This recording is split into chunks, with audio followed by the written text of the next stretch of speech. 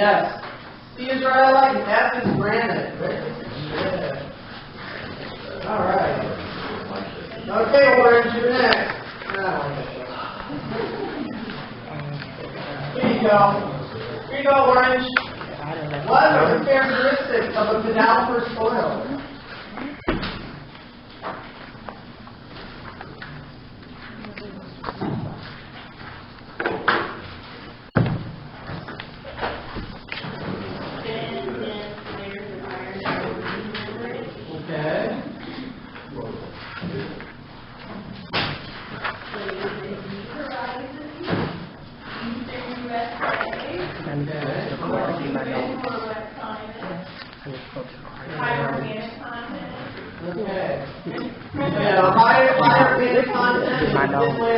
Aluminum iron-rich clay, the deep horizon, formed in humid climates and found predominantly in the eastern United States. Very good. Can someone close the door, please? Whoever's closest. Okay. Thank you. Okay, yellow. Here you go. How do physical weathering and chemical weathering work together to break down rocks and minerals?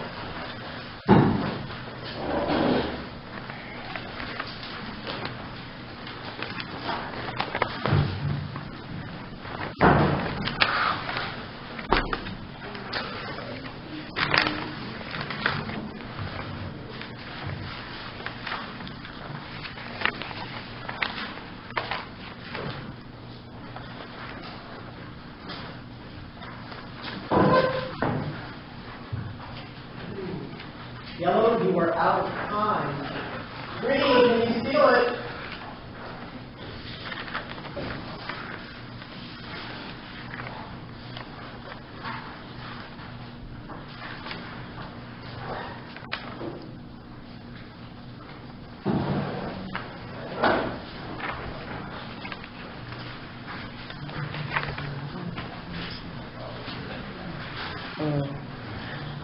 Running out of hands.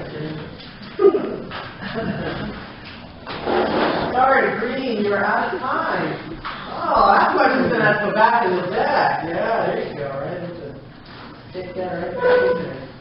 Okay, Green, here is your regular question. Low temperature, very viscous, low concentration of iron and magnesium. This describes what type of molten rock?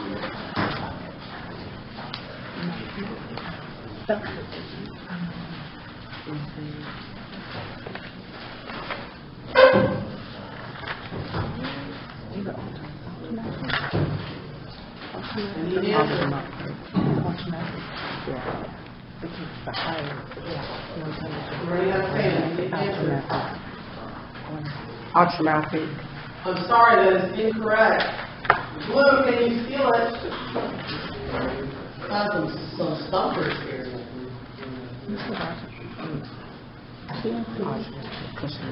We'll figure out which one it is. We have to stay. Low temperature, We'll that's felsic. Gotcha, yes. Okay, Blue, here's your question. What type of molten rock is formed here? What is rock B? What is rock D?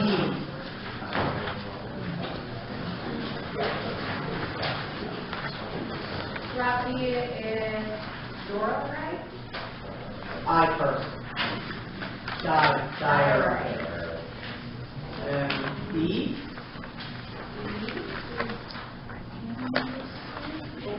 Andesite. E is andesite and B is diorite. Yes. Okay. All right, purple. You've been waiting a long time back there. Here you go. What type of molten rock is formed here? What is rock A? What is rock B?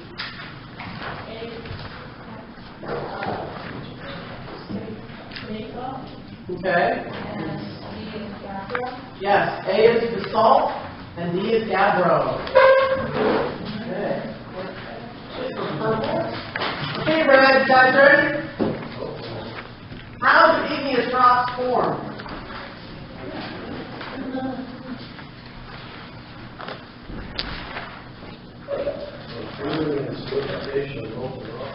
From the cooling and solidification of molten rock, yes. Okay, all right, Orange. There you go. What is a futon?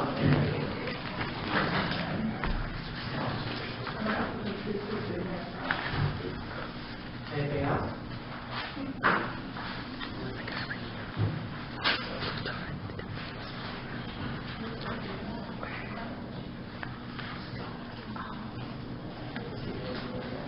Yes, the same one. I thought it was this way. So mass of intrusive igneous rock, regardless of shape or size. Okay. All right, okay, yellow. What are the two main types of igneous rock?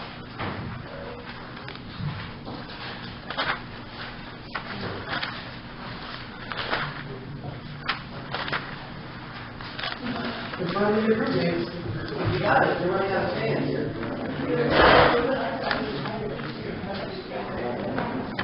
What is that? Intrusive and extrusive. Or plutonic and volcanic. Okay.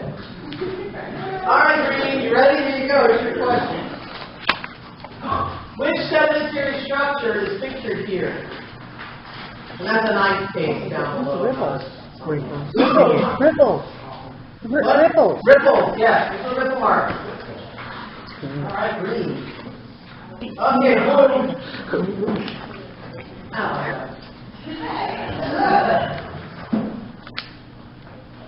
What are the two parts of the liquefaction process?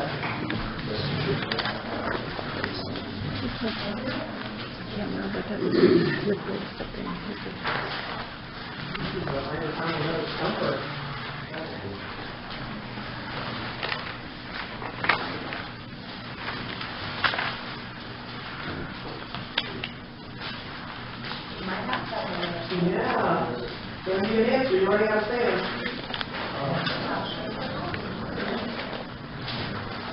Blue, you're out of time. Purple, can you feel it?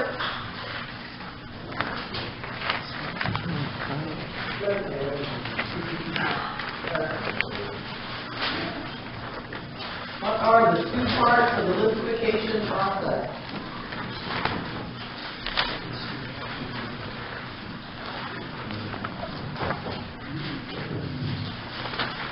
You don't need an answer.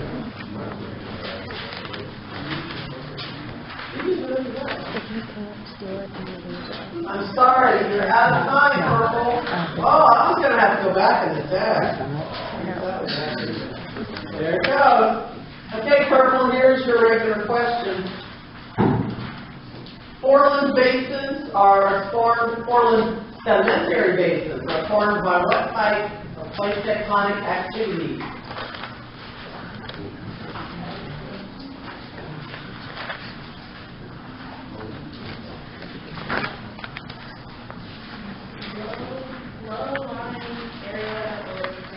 Well, I need to know what type it's formed by what type of plate tectonic activity.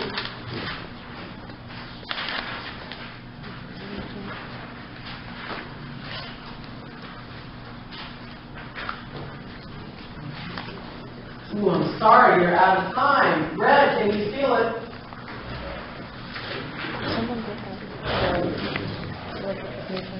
No.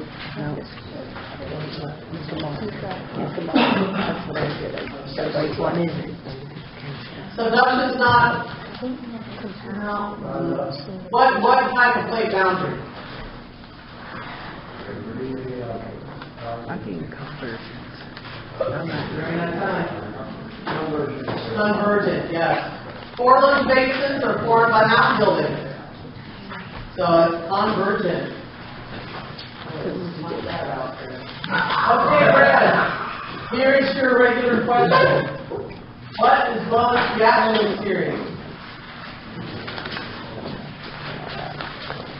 You better know it. The orange is going to be all over it for about 10 seconds.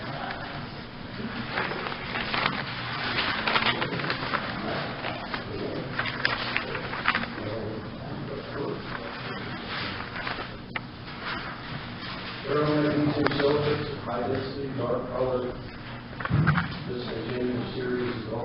I'm sorry, that is incorrect, and you're out of time. Orange?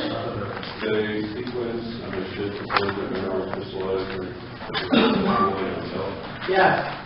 So it's a specific series, sequence, or order in which silicate minerals form as molten rock pools. Alright. Okay, Orange, here is your regular question. High temperature, non-viscous, high concentration of iron and magnesium. This describes what type of molten rock?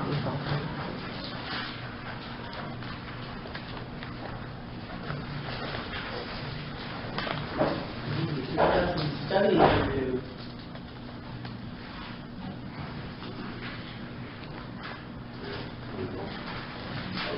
We're running out of sand. Which one?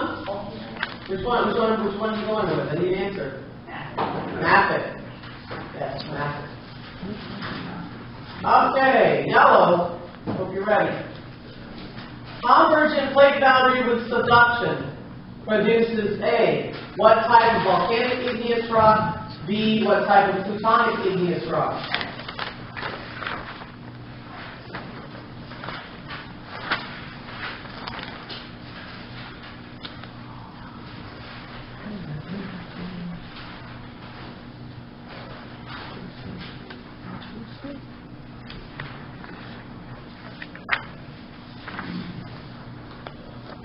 Do I need an answer?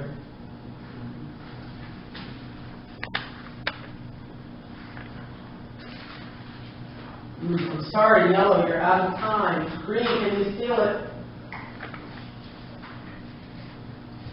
Intrusive and extrusive? Oh no, the rocks. What rocks?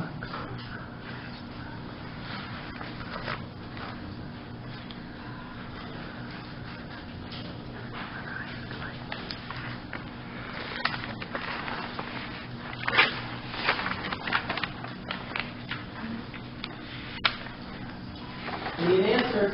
I'm sorry, Green, you're out of time. Ooh, that was going to go back into that. Right back into there. Pop up. New later. Okay, Green, here is your regular question. What is a sedimentary depositional environment?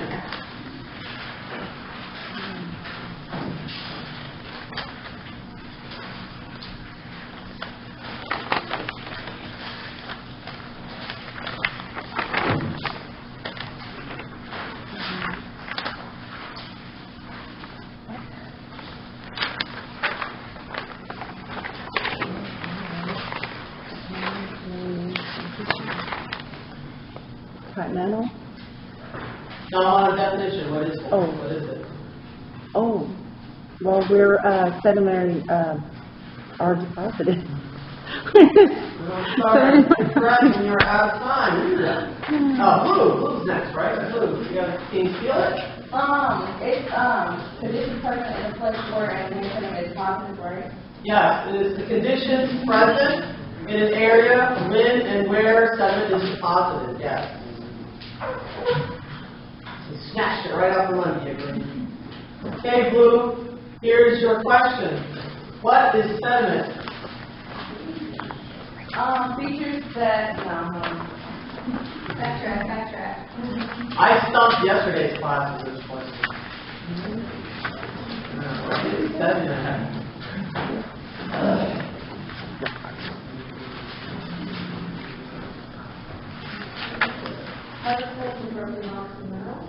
What else? Accumulation of loose mineral grains such as boulders, pebbles, and sandstone or mud that are not connected together. What else? Your time is up. Purple thing. Even if it's all the book. Yes. You're missing half of it. Purple, can you steal it? What is sediment?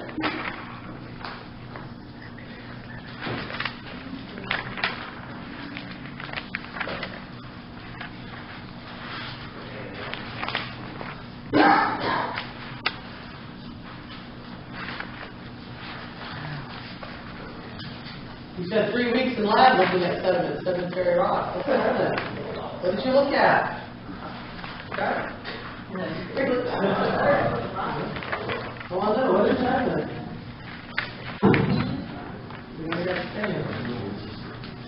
Purple's out of time. That's go back into the next here. Okay. Before we move on to the next question, has everyone signed the sentence sheet? Step it going around. I started it up there with the red group. You guys all signed it yet? No, where did it go? Oh, there it is. Okay. So please make sure you sign that before you leave it. Okay. So purple, I was in the 10th to steal. So here is your regular question. If I can get it on this stupid thing the right way. It's on the left hand or right hand world. Okay. What are the two primary categories of sediment? I don't like that question. But I gave you 5 in class. That's right. Try this one, purple. Tall, steep-sided, violently explosive, and dangerous. This describes what type of volcano?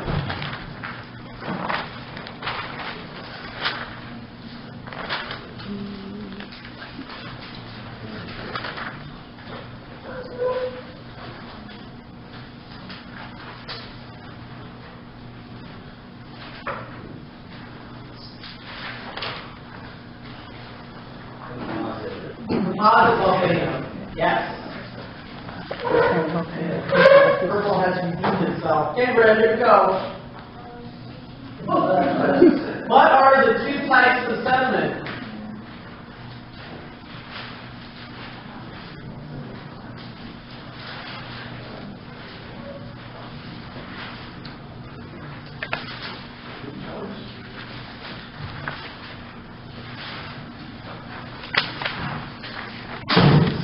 Something like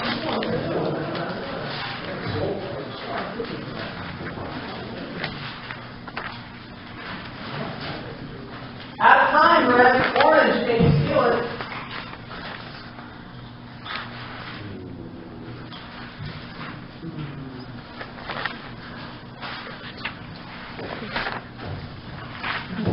You spent 3 weeks in lab looking at sediment that you're on. What sediment did you look at? What is it? You want to say anything? Plastic and bioplastic, chemical and biochemical. No, that is incorrect. Oh, okay, I'm going to go back in here. Okay. Here's your regular question, Orange. Oh, look, it popped back up. How do physical weathering and chemical weathering work together to break down rocks and minerals? These are very painful classic things. Good for you. Reminds you the kind of things you have to study for the final. So, the relationship between physical weathering and chemical weathering is that both help to assist one another in the weathering process. Physical weathering speeds up chemical weathering by breaking down larger rocks and allowing greater surface area for chemical weathering to work. Also, chemical weathering speeds up physical weathering process by dissolving away grains that hold rocks together, allowing minerals to absorb water and expand. Yes. So physical weathering increases surface area by breaking materials into smaller pieces for chemical action to work on.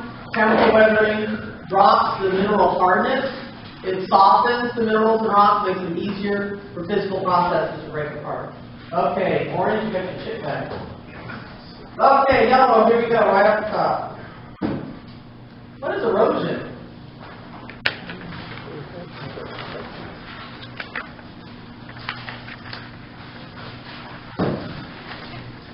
Who's got it?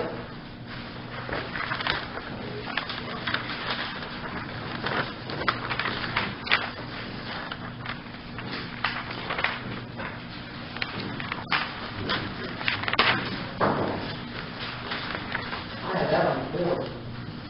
Man's almost gone. Yellow, you're out of time. Green, can you steal it?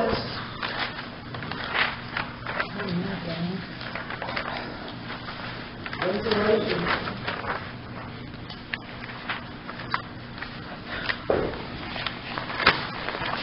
I suppose the land breaks away due to weathering and, You're on the right track. I know what it is, but Refine it. out of time. Sorry, you're out of time. Oh, that one's gonna go back in the show. She can't go back yet. All right, Green, here is your regular question. What are the 6 factors that affect the composition of the soil? That's a test question, too. Temperature. Interlude. Temperature is probably one. Climate. I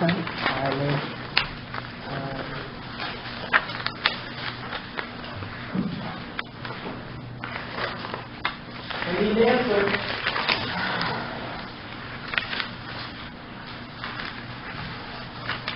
I'm sorry, you're out of time. Blue, can you steal it?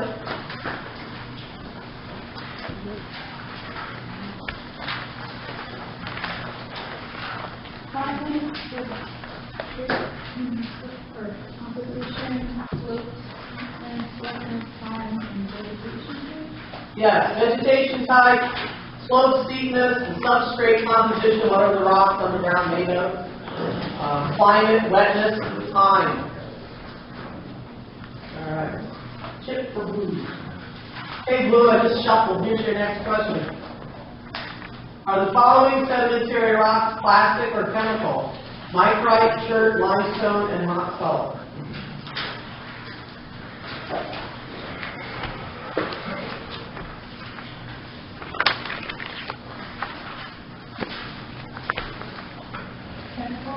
Those are chemical. Yes. Okay, purple, here you go. What is a volcano?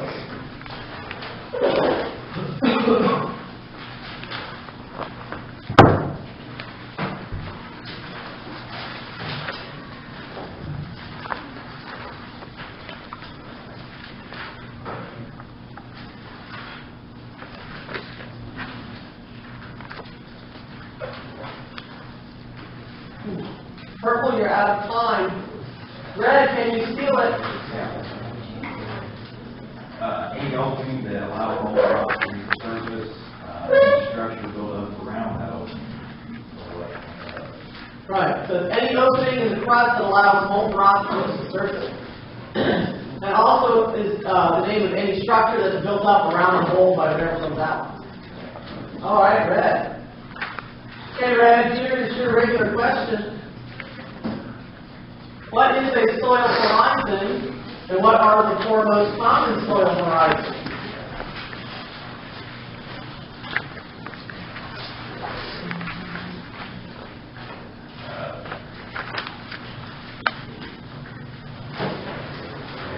Soil horizon is like a profile, right? Where the different layers of the soil. You tell me, what is it? Different layers of the soil. The most common is OABC. Yeah. So the distinctive layers of the soil, and the most common are O, A, B, and C. Okay. All right, Orange. Here you go. This is for you. What are the 3 most common igneous rock families?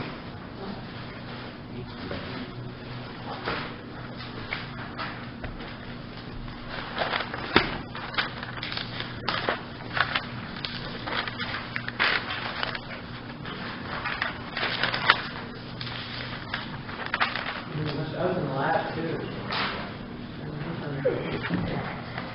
Lab application.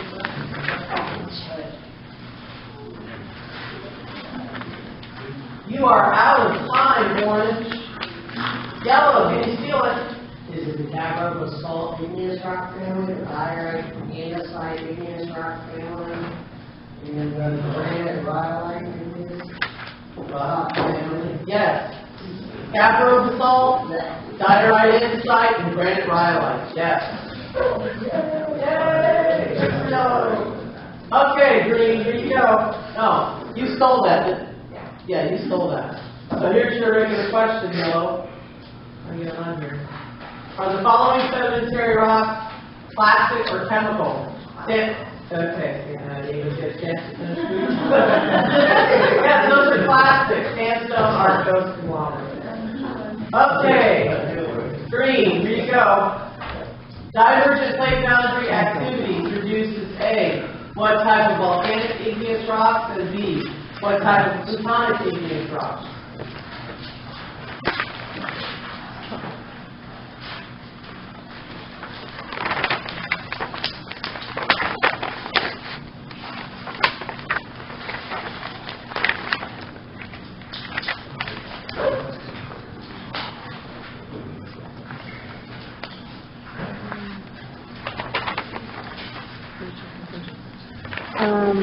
Basalt, For which one, A or B?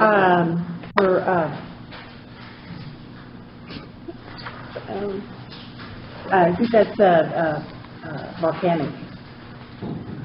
Okay, so the And salt then- for A, and which one's B? What's B?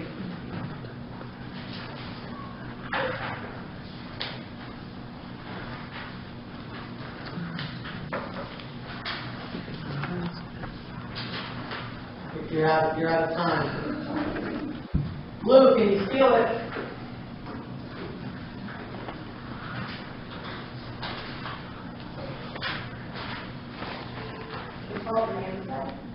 That's your answer? Well, no, not now.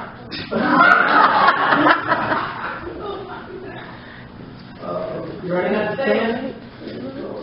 Salt and Robo. Got the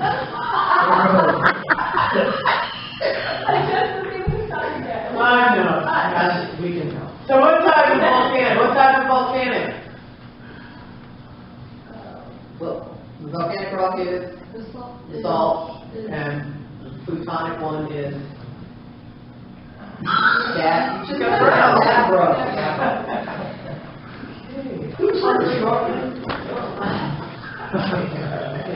That'll be a long word for y'all. Okay, here is regular, here's your normal and cis-ironic blue. What is sediment?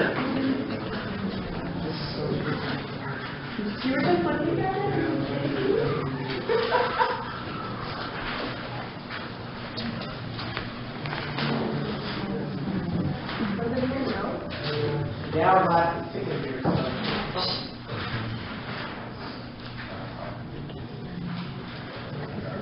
What is it? I'm going to need the answer soon. You're already out of sand. Deposition, accumulation, and liquefaction of loose sediments make them pieces of rock. No, that's incorrect. Purple, can you steal it? Loose solid particles and dissolved solutions from weathering rocks and metals. Yes. Sediment is solid particles and dissolved material. The products of both physical weathering and chemical weathering. Yes. The book is wrong, it lies. The book is incomplete. Because the guy that wrote the book's a jerk. That's why. Okay, we've been using that book. So you're edition what? 8, 7 or 8, something like that. Okay. He started with like edition 4, and every time he goes to a new edition, he does correct a mistake. So here we go. We started with 3 or 4. We've gone through like 2 or 3 editions. Okay, so purple. Here's your regular question. What are the 2 parts of the liquefaction process? Compaction and cementation. Compaction and cementation. Okay, red. Here you go. Rift margin sedimentary basins are formed by what type of plate tectonic activity? Rift margin. Divergent. Yes, rifting means divergent. Okay. Okay, orange. You ready? What are the 2 types of sediment?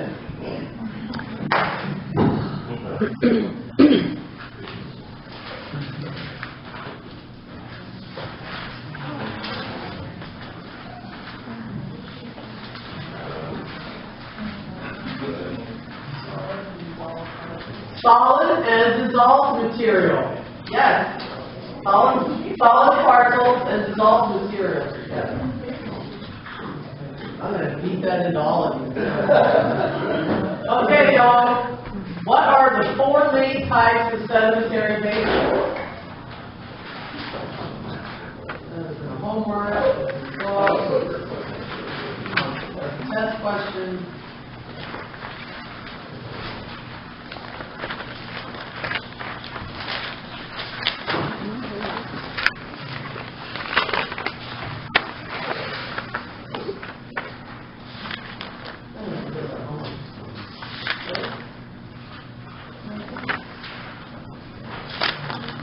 Yellow, you're out of time. Green, can you seal it?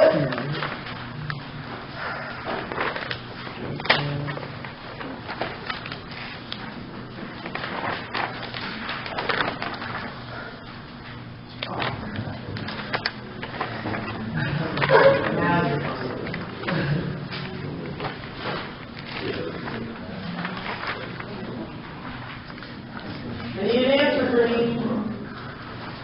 Passive, intercontinental, rift, and foreland. Yes. Rift, intercontinental, foreland, and passing margin. Yes. Okay. All right, Green, here's your regular question. Okay, here we go. I need to monkey. Which sedimentary structure is pictured here? Mud tracks. Those are mud cracks, yes. Some nice mud cracks. I wonder what website I stole them from. Okay, here we go. Blue. What is soil?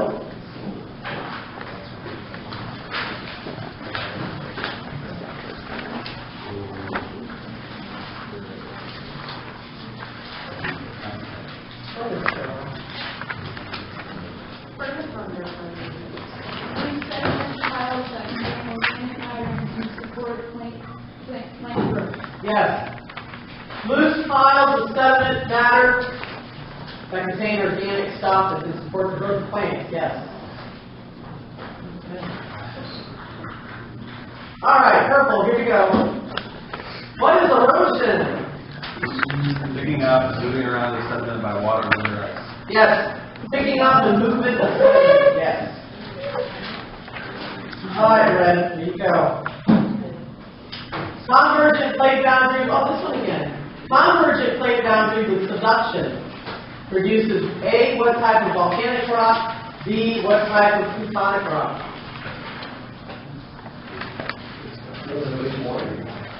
Oh, I want the name. Volcanic, rhyolite, andesite, basalt, and phonolite. You're burning sand. It started on answer. You're out of time. You're out of time. Okay. Orange, can you steal it? That comes up again. Volcanic would be andesite. Andesite. Andesite. And then, diorite. And diorite. Diorite. I know it's spelled like New York, but it's diorite. New York, not the name on that rock. Okay. All right. And orange, you go. What are the characteristics of a sediment soil? Which is odd, because you have the characteristics of an alpha soil too.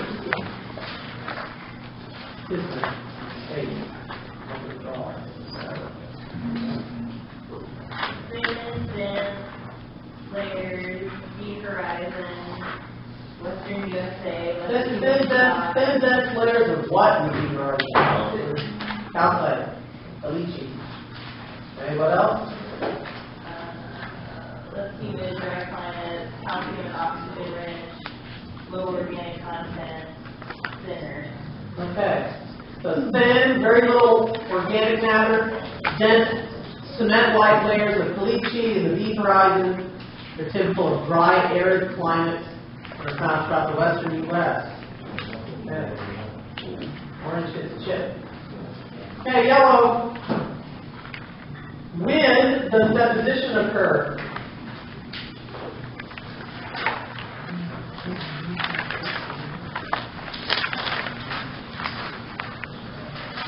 Whenever sediment stops moving. Yes. Whenever and wherever sediment stops moving. Yes. Okay, green. Grab the card. Give 2 examples of processes of chemical weathering and 2 examples of processes of physical weathering.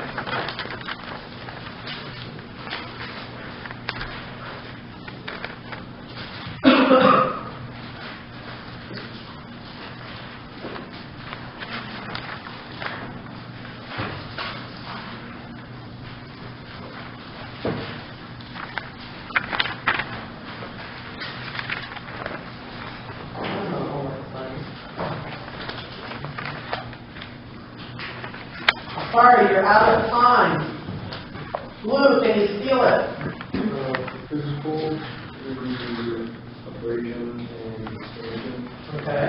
For chemical, dissolution and oxidation. Yes. So oxidation, dissolution by acids, hydrolysis, those would be chemical. Abrasion, thermal expansion, frost action, salt crystal growth, tree roots, those would be physical. Yes. Okay, Blue, here's your regular question. Which sedimentary structure is pictured here?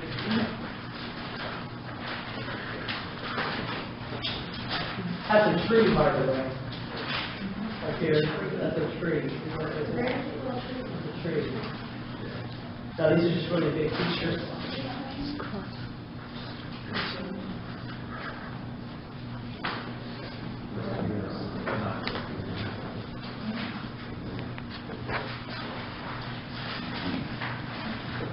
Blue, you're out of time. Purple, can you steal it?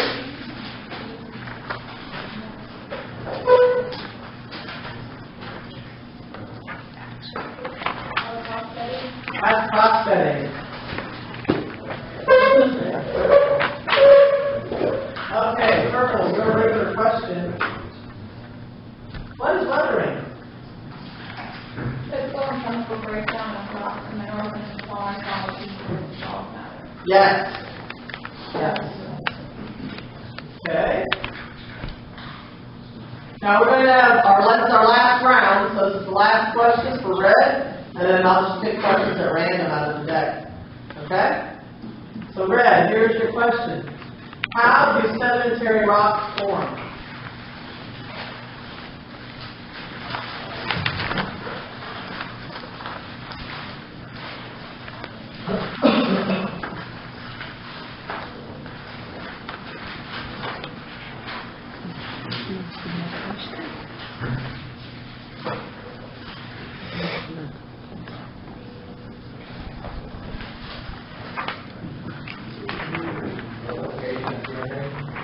I need more. And you are out of time. Orange, can you steal it? It formed during or shortly after Sedimentary rocks. Okay. And how do sedimentary rocks form? I need more. I need more.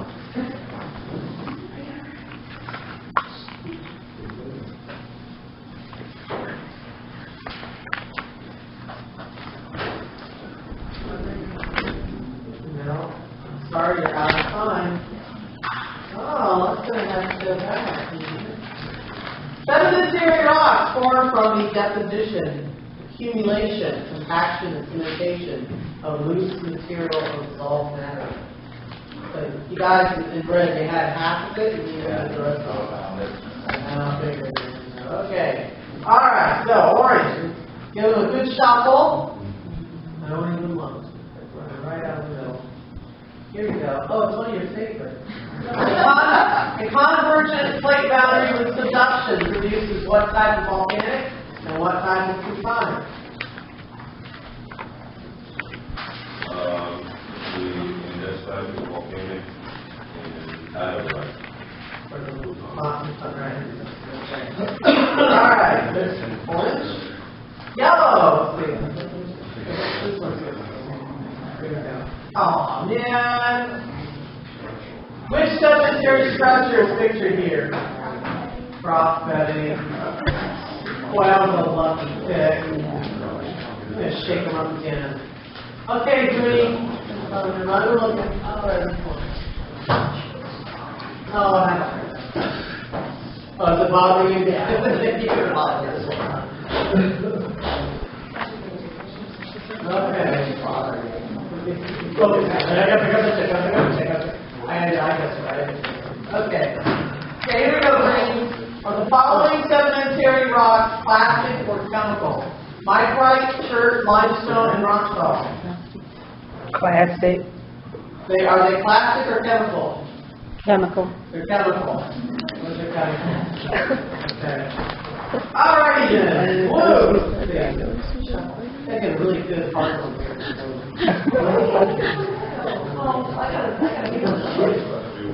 Okay, here we go. Here we go. Rift margin sedimentary basins are formed by what type of plate tectonic activity?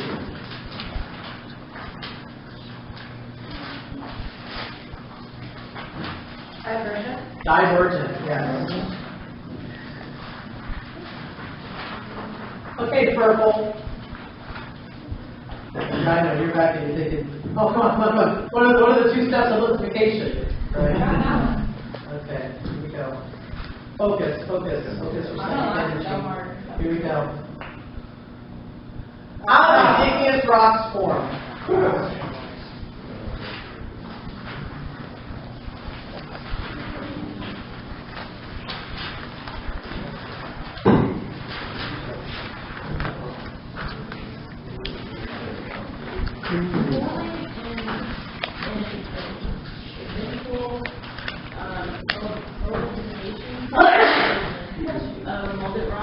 Yes.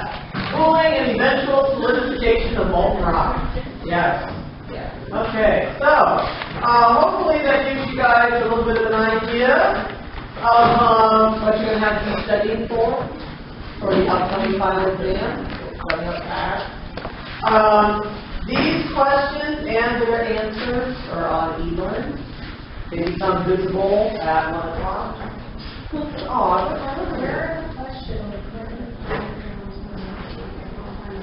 They should be on there. I'll have to look. I'll have to look at it. Number 3,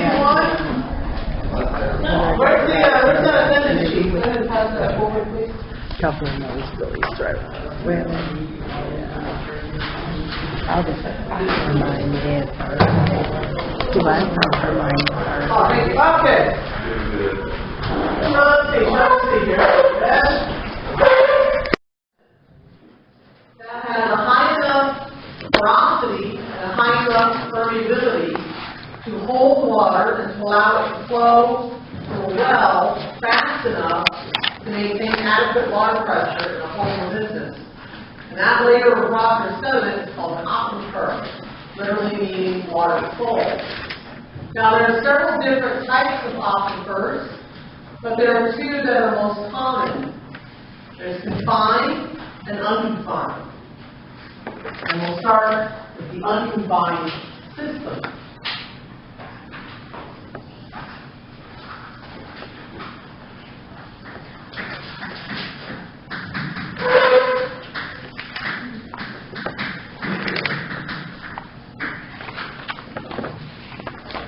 If somebody is unconfined, what does that mean? They're what? They're free. They're what did you say? They're not restrained. Well, it depends on what they've done with that freedom. They're unrestrained. They're not held back. They're not prisoners. They can do whatever they want, do what they want, they'll do what they want to do within the law, within their own limits. So, unconfined. So they're unconfined. They have free, open. They're open to everything. In an unconfined aquifer system, there are no aquiflues or aquifers. There are no layers of sediment or rock that are going to restrict or prohibit the flow of water in and out of the aquifer. Water can get in, out, and through very easily.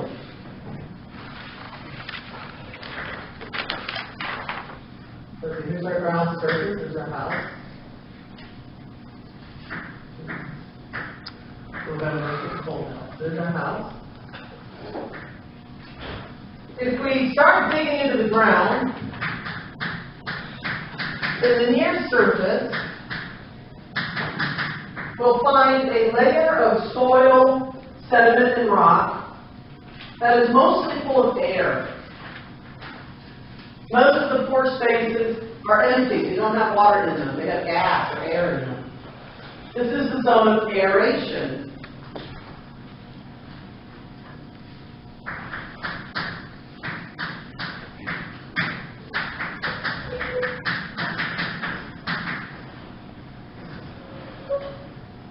If we continue and go down deeper, the deeper we go, eventually, we'll find a layer, we'll find a region of rock and sediment where every single available space is full of water. This is the zone of saturation.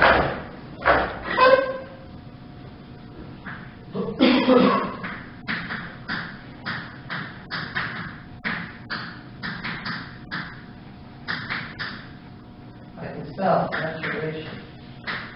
Good.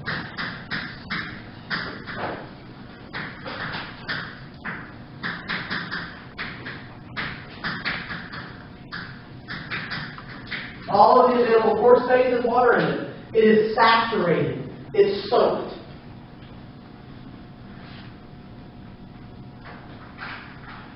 There is a boundary then between the two. Boundary. The top.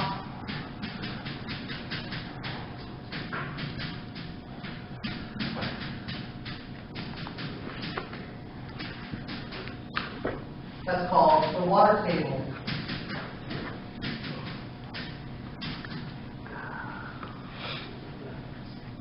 The water table is the top of the zone of saturation. If you're going to drill a well for water, you got to make sure that the bottom of that well is below the water table. It shall help ensure that it won't go dry. Now, throughout the year, the depth of that water table is going to change. If you have a really long, dry summer, that water table is going to get deeper and deeper and deeper into the earth.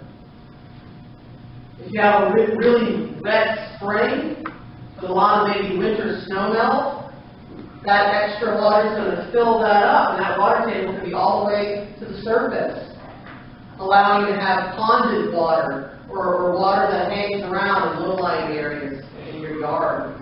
The creeks will be flowing high.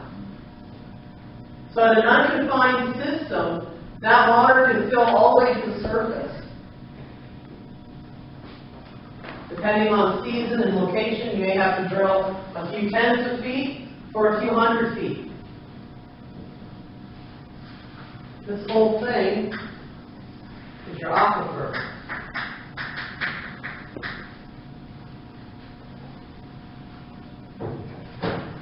Unconfined aquifers have very large recharge areas.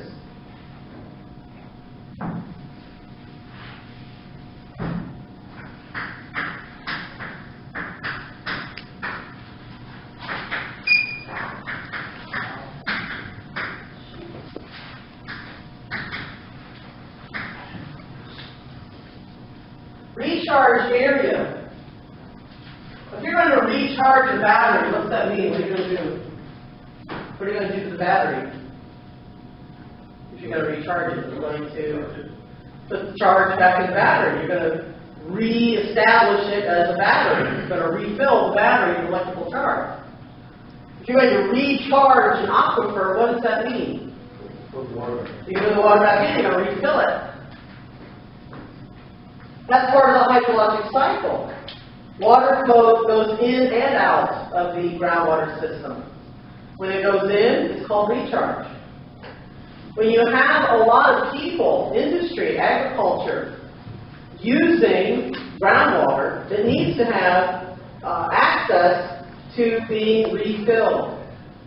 Unconfined systems have huge areas where new water from rainfall, from snow melt, from camel spit, from lizard sweat, whatever, can get back in to keep it full.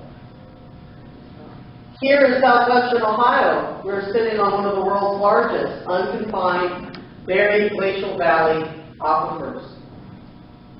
Just about every time it rains or snows, that water's got, if it falls in dirt, it's got a good chance of getting back into the groundwater. Huge recharge area. That helps keep it full. So now we're going to put a well into this sucker. Before we do that, we have to look at pressure. This water is underground. Is it under any pressure? Okay. Try to dig a hole 10 feet deep and put you in it and put the dirt back. Are you under any pressure? Yes. Yes. You will feel the weight of that dirt. And maybe a little bit of as well. Okay? I'll take you out an hour. You'll be fine. An hour? So that water is under pressure from the weight of the dirt and rock above it, pushing down. Water, like any other fluid, is going to flow from areas of high pressure to low.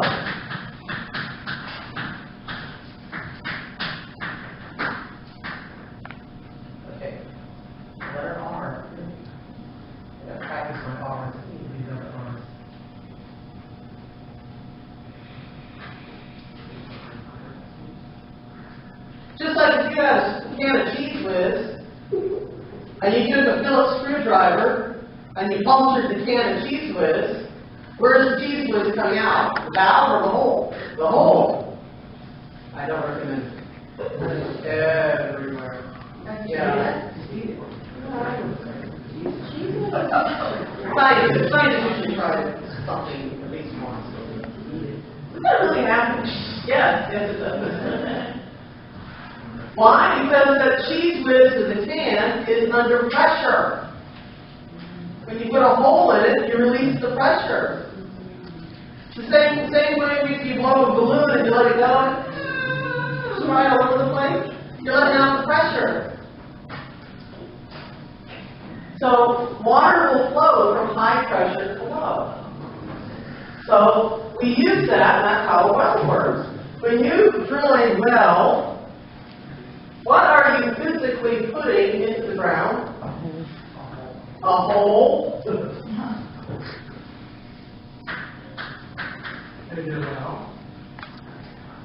So here we have high pressure. And putting that hole in the ground has done what to the pressure? Release it. Released it. Inside the well, we have low pressure. That water is going to flow naturally to the well and up into it. And in an unconfined system, it'll typically rise to the height of the water table, maybe a little higher. It doesn't have enough pressure to come up all the way on its own. You'll have to put a pump in there to pump it the rest of the way out of the bottom and into the house. So then you put a pump down here. Can't you just use the bucket? I was about to say that. Just get your little bucket. Yeah, but see, the bucket won't fit down. Modern wells aren't as big around as the bucket. So you need a pump to pump it out in your house. That's an unconfined system. They are expensive. That's why I said bucket. Okay. Just because you want to get the rope and the rope breaks, the rope is all gross and full of algae, it's disgusting. I have a well at my house. Yeah? It's not one of the ones like that, but it's like where it has a faucet kind of thing. Yeah? Out of it. And it's like, They have the crank thing, the old crank, yeah. My grandparents had something like that before they got indoor plumbing. Now we got water gross. We don't drink disgusting. Bad. Well, it was up in New England. It tasted like, I mean, the water quality was good. It's just, it was coming out of igneous rock. And it was kind of like, can you imagine taking a big coffee can and filling it with nails? And then filling it out with water, and then just letting it sit for like, I don't know, a year. And then drinking the water that was there with the nails. A little bit of iron taste. So pain in the butt in the winter time, so you have to find a way to unfreeze it if you have to use it. Yeah, that's the problem. Yeah. Nope. Kill a normal man, we women drink by the gallon. Okay, so that's how an unconfined system works. We'll find the unconfined systems down typically where we are in low-lying areas, in the lowlands, away from the mountains, continental interiors. In the mountains, we get other problems. In the mountains, you get a lot of bending and folding of rocks because of the mountain forming process. And in those areas, you tend to get confined systems. Now, if something is confined, if you're confined, what does that mean? You're locked up. You're trapped. You're tied up. You're bound up. You know, you can't go where you want to go when you want to go. You're grounded. Well, in an unconfined aquifer, the water is the same way. It's trapped. It's got barriers. It's got obstacles. There are other rocks and sediment telling the water where to go and when. In a confined system, we do have aquifers or aquifers that are restricting the flow of water in and out.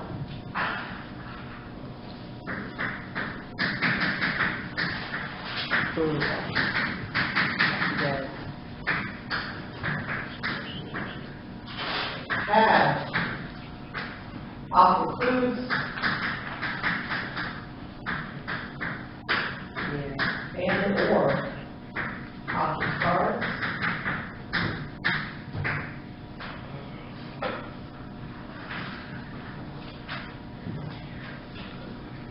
Oftentimes you'll find them in areas where you have mountains.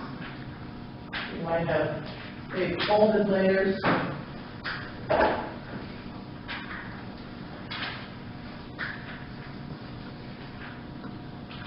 Maybe, for example, there's a shale, there's a sandstone, there's a shale, there's a limestone.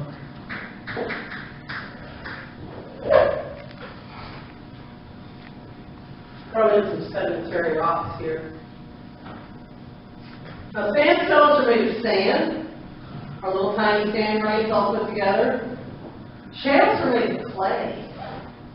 Really thin, dinner plate-shaped particles that make really, really thin, tightly compacted layers.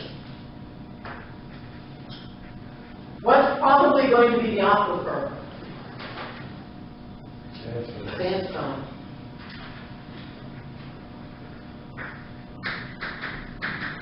Now, shales, they have a boatload of pore space. They can hold a lot of fluid. The problem is they don't like to let the fluid flow through it. Shales will act as barriers to vertical flow.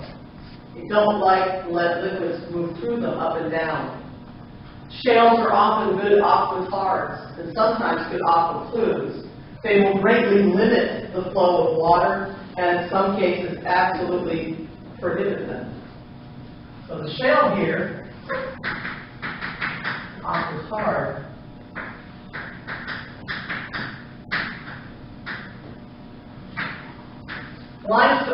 the limestone really be either. So then if we look at these layers, where's the one place that water can get back into that sandstone? Up here. That's it. That's our recharge area.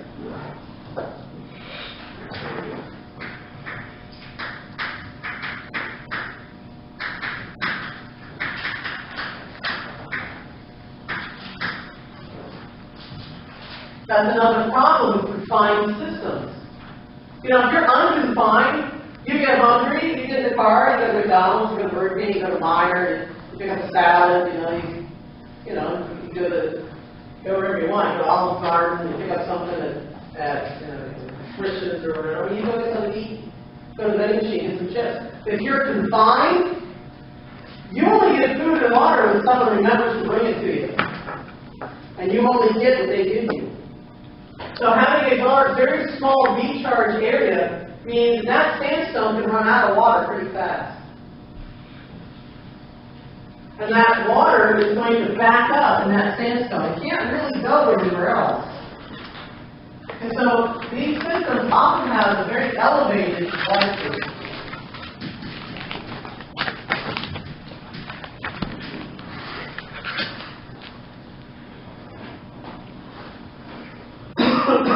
If you're unconfined, you're free, you do what you want, whatever it is, you feel pressure.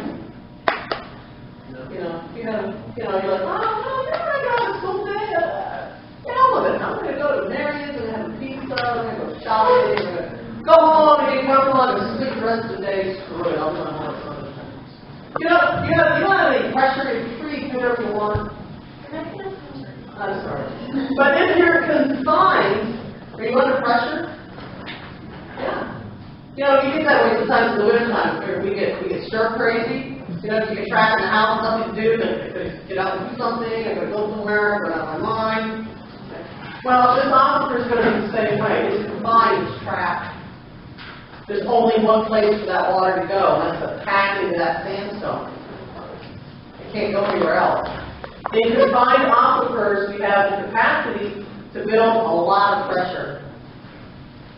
Confined systems tend to be highly pressurized because of the entrapment of that water.